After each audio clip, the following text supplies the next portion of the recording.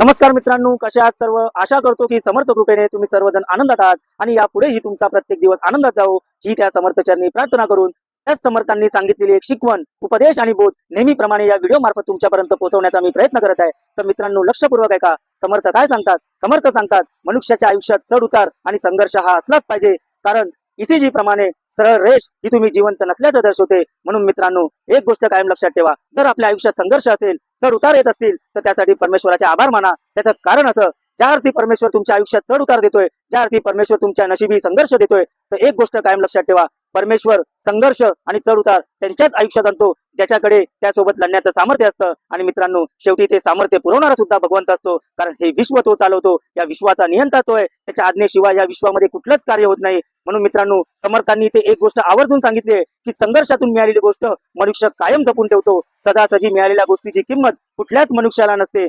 म्हणून मित्रांनो, परमेश्वराने इथे हेही सांगितलंय की सर्व गोष्टी जर सदासजी भेटत गेल्या तर परमेश्वराची किंमत ही कधीच कोणाला नसणार आणि परमेश्वरासमोर कधीही कोण हात जोडणार नाही. म्हणून मित्रांनो, आपल्या आयुष्यात आलेल्या संघर्षासाठी, चढ उतारासाठी परमेश्वराचे आभार माना, कारण संघर्षातूनच आपण आपल्याला उत्तम घडवू शकतो आणि चढ उतारामधूनच आपल्याला आयुष्यातील सर्वात मोठा अनुभव भेटत असतो. हे प्रत्येकाने लक्षात ठेवलं पाहिजे. तर मित्रांनो, अशाच सद्गुरूंच्या छान विचारासाठी तुम्ही माझ्या चॅनलला लाईक करा, सबस्क्राईब करा आणि शेअर करा. श्री स्वामी समर्थ.